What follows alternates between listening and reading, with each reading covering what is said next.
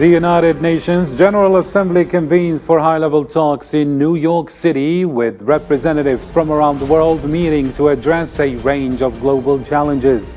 While the climate crisis and the war in Ukraine are in focus, this year's 78th annual UNGA session also seeks to advance the UN Sustainable Development Goals, a lofty, nearly decade-old effort to address poverty, education, and other socio-economic issues.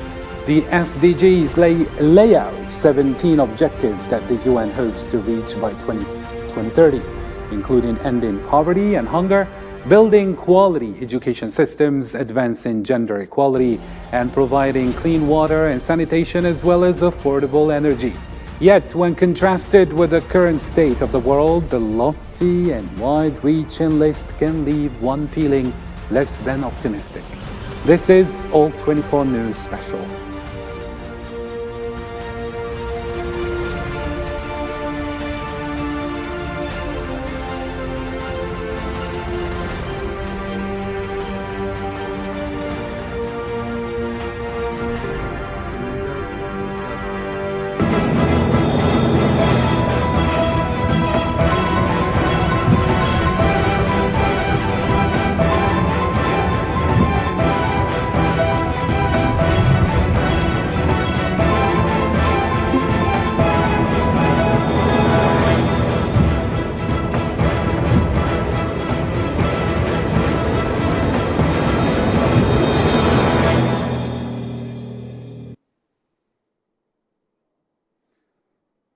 Hello and welcome to the program. And before we bring in our guest, let's shed some light on the latest.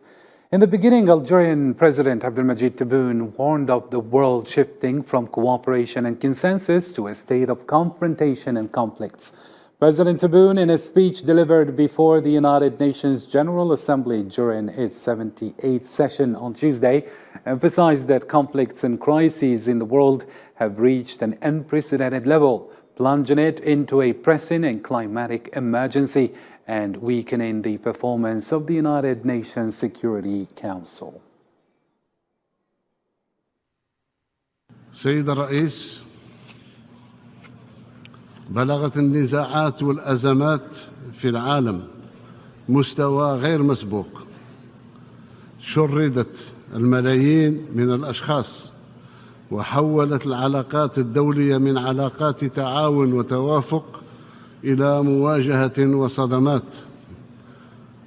وضعت الهيئات والمؤسسات الدولية على المحك في وقت يشهد فيه العالم حالة طوارئ ضاغطة مناخية وغيرها. وأمام هذه الصراعات الجيوسياسية والأزمات المتعددة، ضعف مجلس الأمن في السنوات الأخيرة في دوره المحوري الذي قامت عليه الأمم المتحدة، والذي لخص ميثاق الأمم المتحدة أهم مقاصده في تحميله مسؤولية حفظ السلم والأمن الدوليين، لا سيما من خلال منع اللجوء إلى القوة وإزالة الأسباب التي تهدد السلم، بالإضافة إلى التسوية السلمية للنزاعات. All right, let's bring in our guest. Joining me live from Paris is Dr. Abdenour Toumi, Maghreb Studies Expert at Osam, Ankara, Turkey. And from Dubai is Dr. Hamoud Salhi, Associate Dean Professor of International Education at California State University. Thank you, gentlemen, for agreeing to be with us. And let me kick it off with you, Dr. Abdenour Toumi. What is your assessment of Algeria's relationship with the United Nations? Some see it or view it as a constructive journey, rich in practical stances aimed at promoting peace and security in the region and the world. How do you yourself assess this journey? Good evening, sir, and good evening to your distinguished guest, Dr. Sahi, for having me also on the show. Yes, indeed, it is I would say, a classic move on this stance, and President Tebboune did lay out the objective of the UN, which is it's not any secret to anybody, but it has been noted lately that the UN has been weakened, and not only the Security Council, but I would argue the entire organization. And it is very actually worrisome for this international body that was created to indeed for the protection and offer peace and stability in the aftermath of the World War II. And the today's actually the absence of the four main permanent countries leaders in this international, I would say, festival is really a wrong message sent about the aim and actually the dynamic of this organization. And again, we are in the 78th session, and that explains the long years or decades of this of the UN, in which didn't do much lately in terms of peace and security in the world, in which that is living the emerged countries that are also questioning the objectives and the aim of the UN, and this, which was actually questioned many times by leaders, which we call, such as Turkey and others like Brazil, in which what we call this group or this bloc, the emerging state or the global South. Mm-hmm. So it is, I mean, the UN as an organization is indeed in deep, I would say, troubles, and it needs to be reformed. Actually, to be fair, I heard and actually listened to the speech of President Biden yesterday afternoon, and mentioned the to introduce.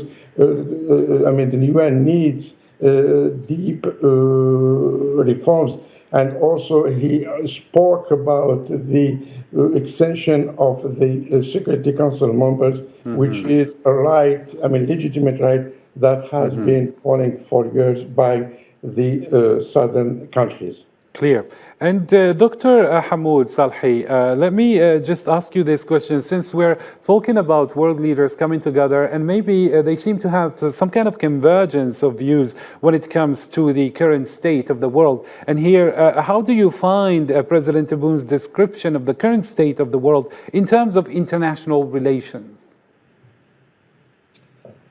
So in terms of the world leaders, it's certainly, you could sense it from the speech that the Secretary General has made, in which he basically said, we are at an impasse and we need to do something. And he overviewed or reviewed the state of the existing security order, geopolitical systems, and the climate, and so on and so forth. So from that perspective, it's clear that there is a need, an urgent need to do something about what's happening in the world. And this ranges from what, as Dr. Toomey pointed out correctly, the idea of sustainability, the geopolitical crisis, all of this. I think President Tebboun's speech must be or could be put in a context as an introduction of Algerian diplomacy and the role that Algeria is intended to play during its tenure as a non-permanent member of the Security Council. That comes January 1st this upcoming year. And in that context, there is a sense, and it's clearly from the language, the narrative that the speech the president delivered, that there is an emphasis on Algeria seeing itself as a peaceful nation working to resolve conflicts peacefully.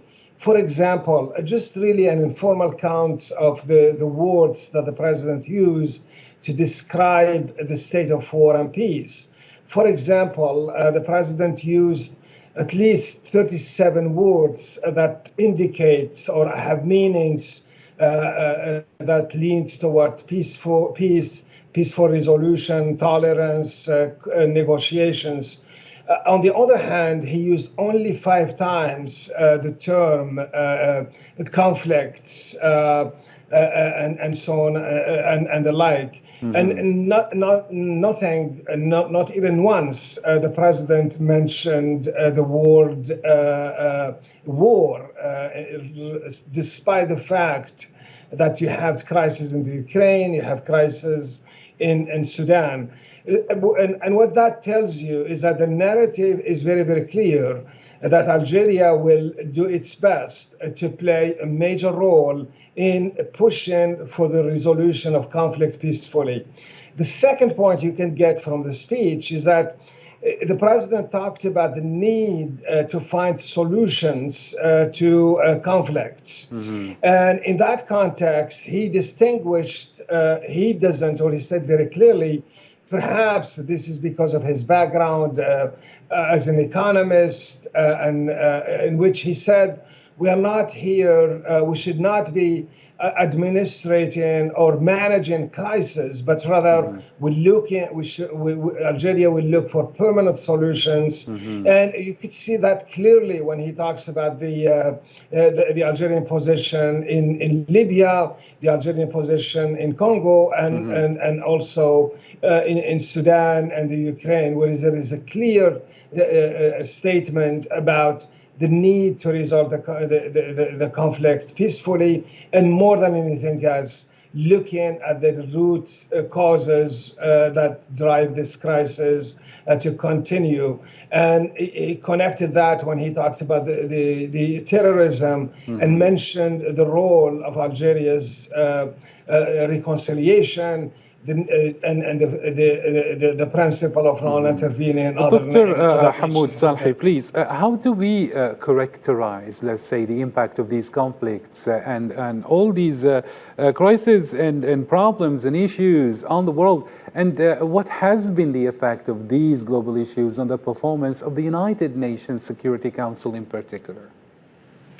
And that's actually connected to the third point. It is clear from the Secretary General that the United Nations has not done or has not lived up to expectations. The Secretary General talks about that the multilateralism that this new order is characterized for is not correctly implemented. That the structures have not changed since the Second World War. But if I may just add one point to the speech that the president made, the president talked about a major or a comprehensive changes of the institution, introducing reforms. But he also talked Very about... good. Dr. Hamoud Salhi, since you mentioned the Algerian president calling for a comprehensive reform of the United Nations, let's just listen to what he had to say and then I get back to you.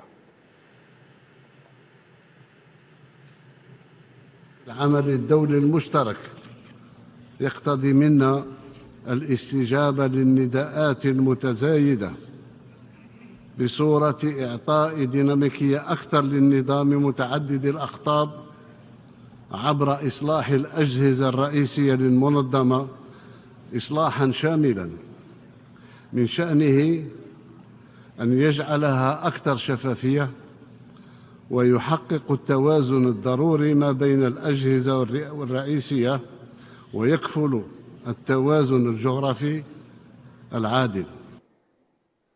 Yes, Dr. Hamoud Salhi, since you were talking about the reforms that President Tebboune actually mentioned, what kind of reforms can be applied in the United Nations agencies according to you?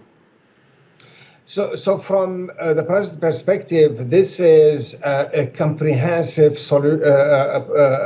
reforms, meaning that it doesn't address just the Security Council, where we constantly hear about one member there adding members or revoking the veto rights. He wants a comprehensive that includes everything in the United Nations, that includes the institutions, the economic institutions like the World Bank, the IMF, the International Monetary Fund. But what's very interesting is that in the speech he also talks about giving the General Assembly a prominent role in these reforms. And this should be connected to how Algeria, because remember, we should put this speech in the context of the president introducing the Algerian vision as a member or would-be member of the Security Council. So the vision that he has, it seems that Algeria sees very clearly that the Security Council will not be that effective, considering that the world is divided, and any resolution to a conflict would be could be voted by one side or another. But this is why he believes that the place where those changes could happen should be must be at the United Nations General Assembly. And that's where, for example, he talks about the Palestinian cause, the Western Sahrawi. All of this means that the role Algeria that sees itself playing as a non-permanent member in the Security Council is to rally the world in the General Assembly and adopt resolutions that would be beneficial to the international order. So from that perspective, the reforms that he's talking about is to start at the General Assembly. That's where he feels that there is consensus, that where Algeria could play a prominent role in achieving some kind of results. But regardless, the view here is that these changes, these reforms must be comprehensive. Absolutely. And Dr. Abdel-Nour Toumi, how can we achieve a fairer, let's say, geographical representation within the United Nations as advocated by President Tebboune in his speech? And it is, I mean, this goes with the deep reforms that everybody is talking about. But this time, I mean, this doesn't need only words, I mean, needs actions. And the world is changing, and the UN, I mean, is no longer the UN of 78 years ago. There are now indeed new countries that are playing a major role in the process of peace and stability in the world. And also there are other blocs that are shaping the world order, and which, I mean, that everybody is talking about the multipolar system, and we are on the eve of deep shift in light of the ongoing war in Ukraine. But there are other elements that are indeed involved in this dynamic of change, and it is historical, which is these, I mean, I mentioned there are new blocs are building up and also are having the say and also wants to be heard. So, for instance, when we spoke about the reform of the UN, as Dr. Salhi mentioned, it doesn't stand only in the Security Council, I mean, which is good, I mean, to add more countries.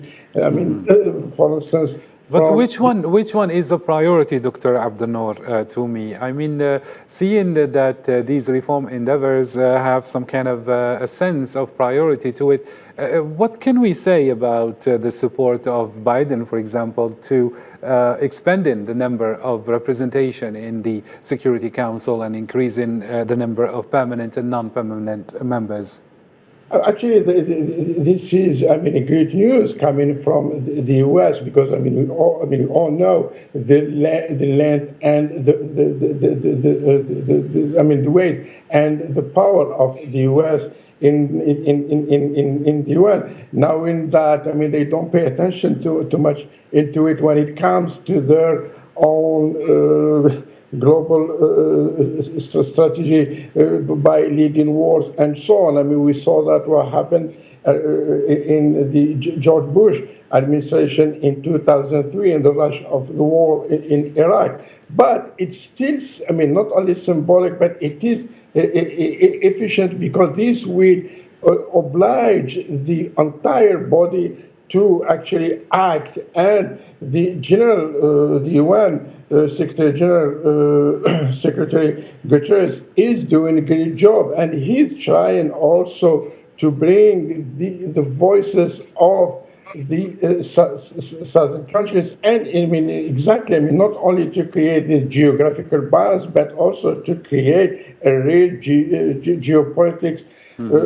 balance, and also pushing for the new dynamic that all these imperatives that are shaping the world order these days, and so therefore will push further to again give credibility to this international body. Otherwise, we'll end up like the League of Nations. Clear. And Dr. Hamoud Salhi, do you agree with our guest, Abdel-Nour Toumi? Do you see President Biden's support for expanding the Security Council and increasing the number of permanent and non-permanent members something that carries significant implications? For example, it could be seen as a recognition of the end of unipolarity, or as a clear step maybe to reduce the international influence of Russia and China, maybe? So I think it should speak to the intention of President Biden. Is he sincere in looking at reforms that would benefit the whole world order? Is he going to accept any state or, let's say, the continent of Africa, which has been quite some time as a proposition? And from that perspective, we can see whether this is a move designed to bring some United States, some members who would be in favor of tipping the balance of power towards the United States and the Security Council. So there is a lot of things that I would look at. And the position that Biden has, I see it more as a strategic design to put to claim that the United States is now with the position that many third world countries are pushing for. We've seen this also in the G20, where the United States also was pushing for reducing the gap between the developed and the developing nations. But it has to be put in a larger context. It has to be looked at also the strategic interest that the United States has as far as trying to lure states away from China. And I think in many ways, more ways than one, the United States succeeded in creating a distance between India and China. And I think that's the plan here, is to find a way of how trying to get more countries. We are at an age where we're starting to build alliances because that's what the multipolar system is all about, is finding allies So you have a bloc the United States is trying to strengthen, and you have also China and other groups that are trying to do the same thing. So it is a major step. I agree with Dr. Toomey, but I would wait to see the details. Will the United States, for example, accept Algeria to be a member of the Security Council? I don't see it, because the United States may see Algeria as aligning more with Russia and China, and it could be they could see Algeria also as the best fit because of its non-aligned movement. So it's still too soon to say whether this is a major thing, but in itself, Dr. Toomey is correct. This is a major statement. And speaking of multipolar world, maybe some of the intricacies and details could affect some just causes like the Palestinian one. And speaking of Palestine, when addressing the Palestinian issue, President Tebboune reiterated Algeria's demand for the convening of an extraordinary General Assembly of the United Nations to grant full membership to Palestine. He also called on the United Nations Security Council to issue a resolution reaffirming the two-state solution and halting unilateral actions by the authority in control of the occupation. كما أدعو من هذا المنبر مجلس الأمن إلى إصدار قرار يؤكد بموجبه حماية الحل الدولتين التي يحظى بإجماع دولي ووقف الأعمال أحادية الجانب للسلطة القائمة على الاحتلال وعلى رأسها الأنشطة الاستيطانية في الأراضي الفلسطينية المحتلة، مع تجديد المطالبة، وألح على ذلك تجديد المطالبة بعقد جمعية عامة استثنائية لمنح دولة فلسطين العضوية الكاملة فيها. وأكرر، مع تجديد المطالبة بعقد جمعية عامة استثنائية لمنح دولة فلسطين العضوية الكاملة في الجمعية العامة للأمم المتحدة. Back to you, Dr. Abdenour Toomey. Why do you think Algeria is advocating for the convening of an extraordinary General Assembly of the United Nations for Palestine? And what is the significance of granting full membership to Palestine within the United Nations? Actually, it will be a major event if this would happen. And again, this which lead us to the role of the Security Council, because sure, I mean, the Palestinians could have a large majority, let's say, in the General Assembly, which is the, considered as the parliament, but it needs a full also support of the 5 members of the Security Council. None of them would veto it. And we saw this actually a couple of years ago, which is very interesting and ironic too. We saw that happen under Obama administration, who did actually veto it, this initiative. And also Algeria's role in this new world order is trying to position itself in this posture of peace and security, peace, security, and prosperity, and also position itself as a credible facilitator or mediator in the regional conflicts, and why not international conflicts. And we know how Algeria could play an interesting role in the Ukraine-Russia war. But I mean, back to Palestine. And also Algeria's foreign policy doctrine is a part of this process, I mean, decolonization process. Now the question is not for the Palestinians or not for the good intention of Algeria to bring this subject and actually put it in front and challenge the Western, the big Western countries such as the US, France, and the UK on the Palestinian question to stop support the colonial state. And this, the question comes from the other side, and as we all know, I mean, these days, the colonial state doesn't care about the UN resolution or other initiatives.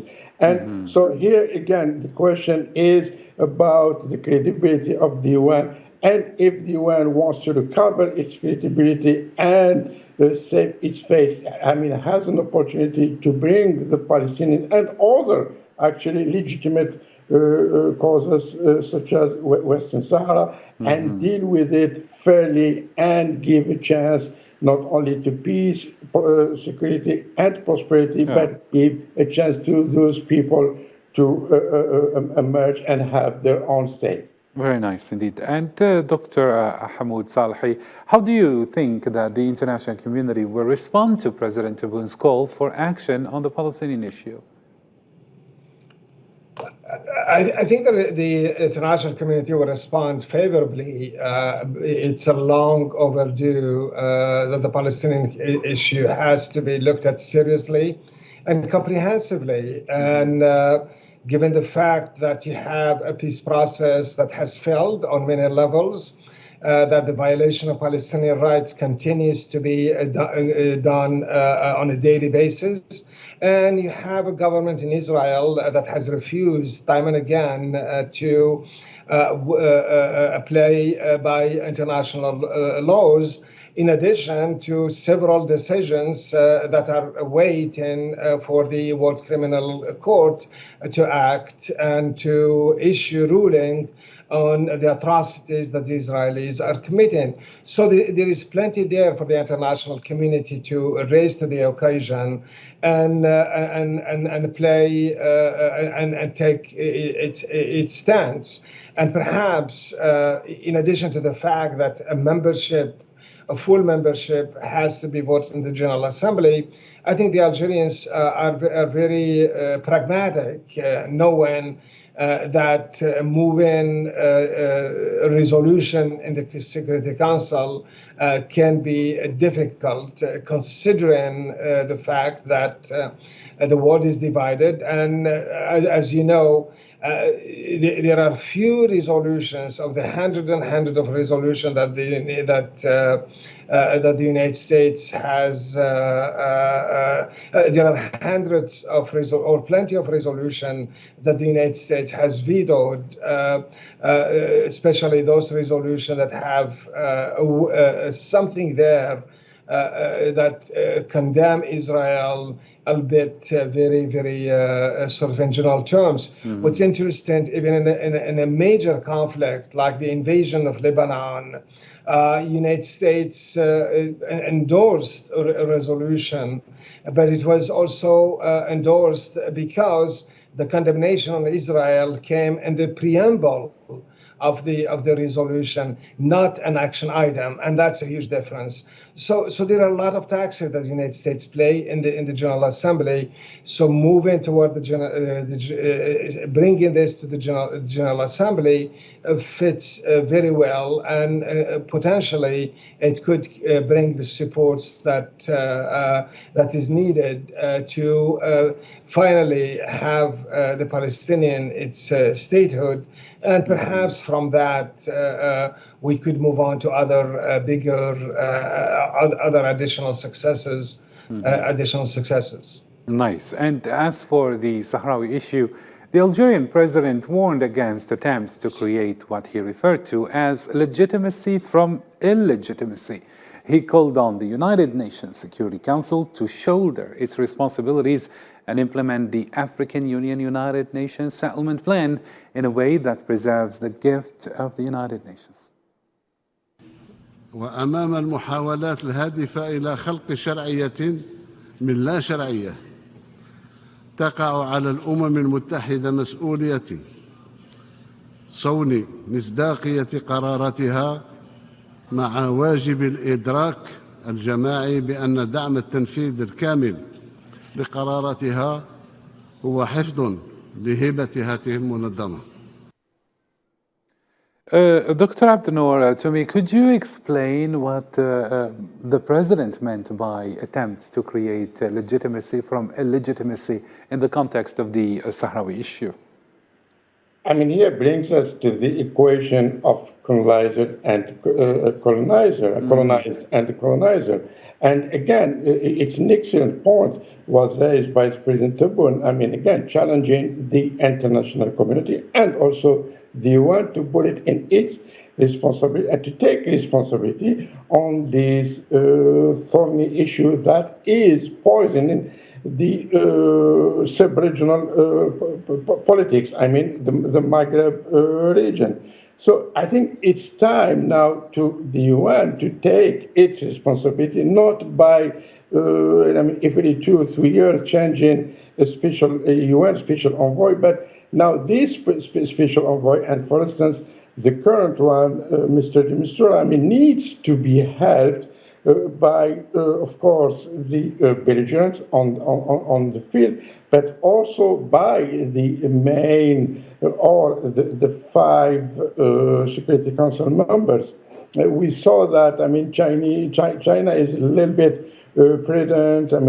The Russians, they play kind of tango dance. One step ahead, 2 backward. But the rest, the US and the UK and France, we all know their positions on this issue. So this is what, now, we need acts and less words. And otherwise, it's still only rhetoric diplomacy, and the conflict goes, and the belligerent and the colonizer on the field will interpret this or see this as business as usual. And now, it's no longer business as usual because we are in historic time and the world is changing, and so that the UN, and again, I still, insist on the role of the UN, and the world needs the UN, but the UN has to play its role, otherwise we'll again end up like the League of Nations, and we all know what happened in the fail of the Post of Nations. Very nice. And Dr. League of Nations in 1919. Perfect. I just want to include Dr. Hamoud Salhi regarding the, let's say, the credibility of this organization. What kind of challenges and obstacles do you agree on with Dr. Abdenoor Toumi regarding the implementation of the African Union United Nations settlement plan for Western Sahara? A settlement plan for the Western Sahara? Well, the president mentioned the 1991 agreement or a referendum that was presented at the time by James Baker. And the last minute, interestingly enough, the Kingdom of Morocco decided to withdraw from the referendum. And the referendum had a system whereby the leaders, the tribal leaders, would vet the candidate, the voters, meaning that because the Makhzen has been sending settlers to the region and has claimed that these are now Western Sahrawis, the 1991 agreement was designed to make sure that those who vote are truly Sahrawis. And it is for that reason that it was sort of not supported. So the return to that formula is a good start. I think there is a lot of possibilities. for the conflict to see an end. This is the last colony in Africa.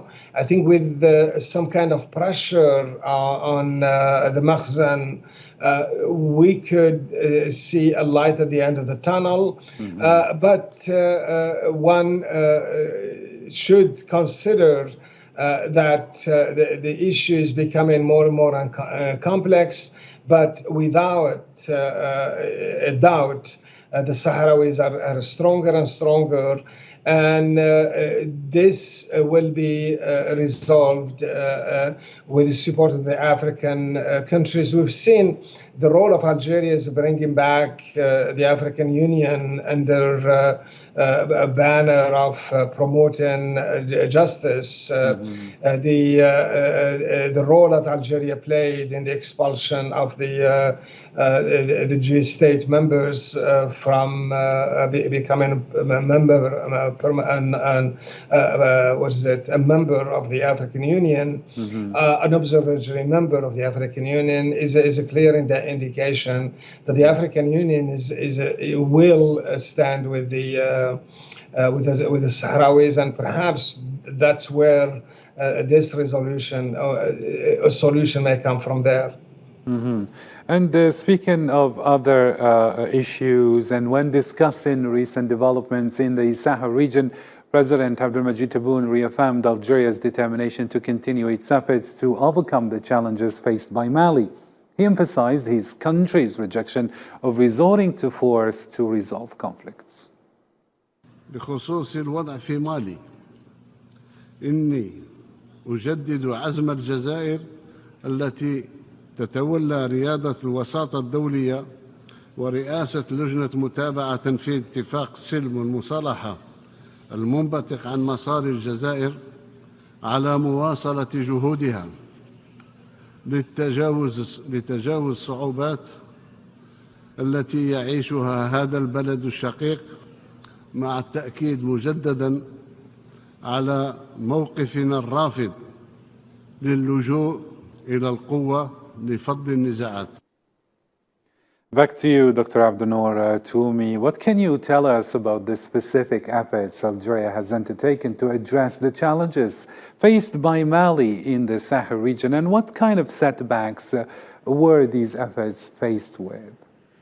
I mean, it is true. I mean, President Tebboune is really worried about the latest events that are taking place in Mali, and actually it's not only in Mali, but the entire Sahel region and Western African countries. And it's not actually in its circuit. Algeria is concerned because it sees it as its national security.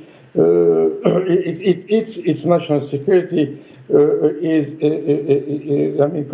concerned. So, and the question here is, as I stated earlier, I mean, Algeria is positioning itself and on these, again, the dynamic of peace and security and prosperity, and playing a major role in terms of mediation and trying to help also these countries to find a way to peace and stability. And this, I mean, Algeria has been active in Mali since the, I would say, in the aftermath of the French operation, Serval operation in 2013, and Algeria at that moment positioned itself in the Mali conflict by bringing its role and experience to break through for a political solution, and that was enhanced by Algiers Accord that was signed in 2015, which is the framework of the to find a solution in Mali on one hand. And we saw lately, I mean, the ongoing political impasse in Niger, where Algeria also did play a major role to actually stop or slow down the hysteria of France and its ECOWAS for a military operation. And this again, which I mean, Niger and the entire Sahel region is no longer just a sub-regional matter. It has become an international matter, and we saw that how Algeria and Washington did stay on the same line and sent a strong message to, again, slow down all the hysteria of France and put aside a military operation and are encouraging and helping for a political solution in Niger, so that, I mean, applies in other countries and in particular in Mali. And we all know and how Algeria's now all its land borders are burning, and it doesn't want to see another gap in the south, knowing the impact of its security consequences. I mean, going from terrorist groups to illegal migrant issue to drug trafficking and so on. So the region is indeed boiling, and this is why President Tebboune is seriously concerned about the stability in the region. Yes, and Dr. Hamoud Salhi, do you agree with Abdenour Toumi? What justifies Algeria's rejection of resorting to force to resolve conflicts in the Sahel region? I agree. I think Dr. Toumi makes a very, very important point that the resolution of this conflict must be peaceful. And if I may add, Algeria's view of the African continent, a continent that Algeria is likely will represent. Algeria's view of the continent has been very consistent, advancing peaceful resolution to conflicts. Let's not forget, Algeria was one of the first countries when the Sudanese crisis erupted to call for peaceful resolution, and it presented itself to help mediate between the fighting parties. And speaking of mediation, Dr. Hamoud Salhi, sorry to cut you right there. Just want to see if there has been any notable achievements or progress in Algeria's efforts, I mean, to support resolutions in these countries that you've been mentioning without resorting to any force. One more time, Karim, if I may. I was actually asking about if there has been any notable progress or achievement in Algeria's efforts to support, resolutions in the countries that you've been mentioning, such as Mali and Niger.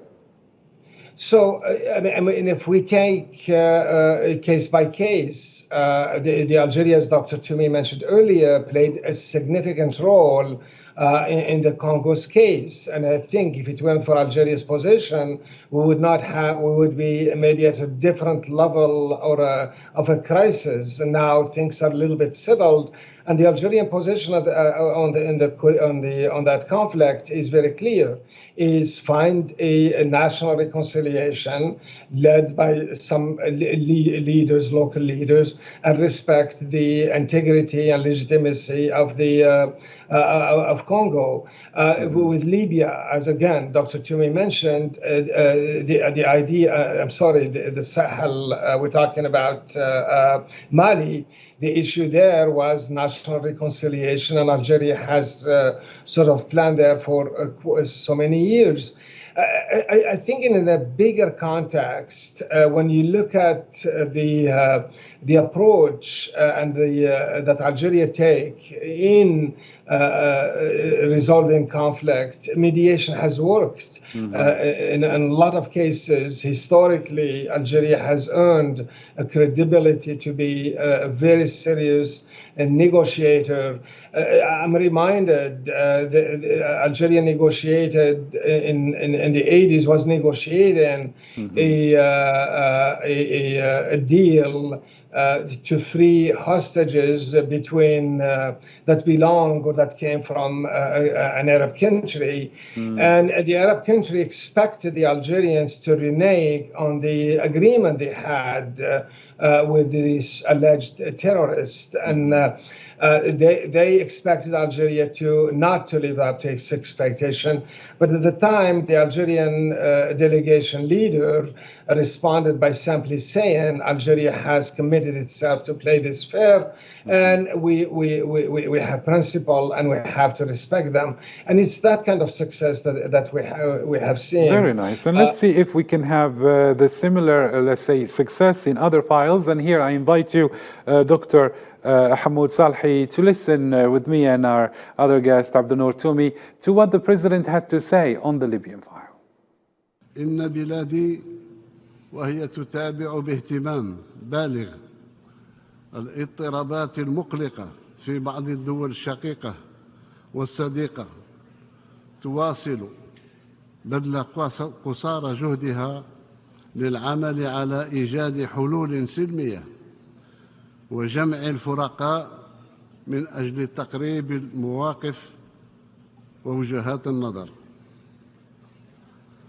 ففيما يتعلق بالوضع في ليبيا الشقيقة، أؤكد هنا دعمنا لجهود الأمم المتحدة الرامية لإيجاد حل سياسي يقوده الليبيون أنفسهم ويمكنهم من الحفاظ على وحدة ليبيا وسيادة وسلامة أراضيها.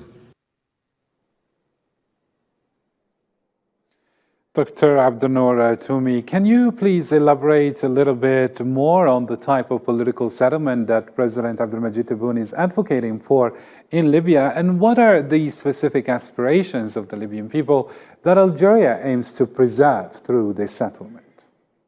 I mean, it is true, and Algeria is seriously worried about the turmoil in Libya, because in the end of the day, Algeria doesn't want to see Libya turns into failed state or state of militias.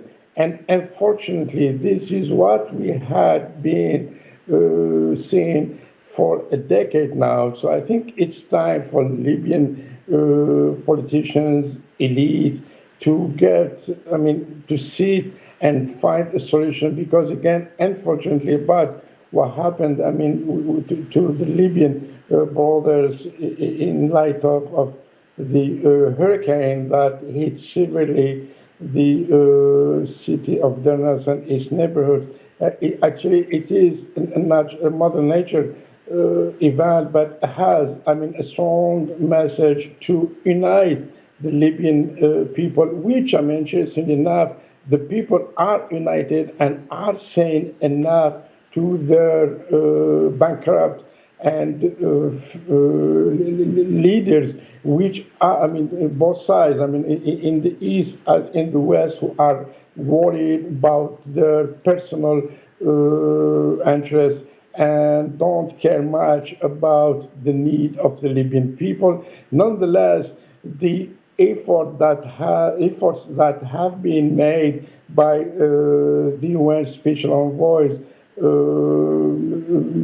Mr. Abdullah Batili, he played a major and important role and is trying again to break through and help the politicians to take them to a general elections by the end of the year for parliamentary and later presidential elections, because Libya now needs to have peace, and the Libyan peoples are sick and tired of their politicians. Therefore, this instability, it doesn't help Algeria at all, because as I mentioned earlier, we all know all Algerian borders, the bordering countries are burning, and needs Algeria to step up and to play a role. But Algeria alone, unfortunately, cannot do it, because there are other countries who are not helping Algeria. Nonetheless, they say something in public, but they say something else in private. So this, which, the question today, the Libyan question is no longer a national question, is not a national question, and needs to be settled by major regional pivotal states who have national security stake there, and Algeria is in priority, has that the right and the priority and the legitimacy to step up in order to secure its border and also to bring, its help to the sub-regional, to the region, to the peace and stability to the region, and create a sense of prosperity and security. Thank you so much, Dr. Abdenour Toumi. And let me just give a final word to Dr. Hamoud Salhi. What can you tell us in general as an assessment about Algeria's stances regarding many political crises, especially regionally? I think the speech that the president made is a clear signal. It paved the way for an energized, principled foreign policy that would seek to bring justice to causes, in particular the Palestinian and the Sahrawis, and to achieve a peaceful solution in conflicts, particularly in Africa and the Arab world. So these are really the Algerians are notorious for pursuing clear agendas that supports peace.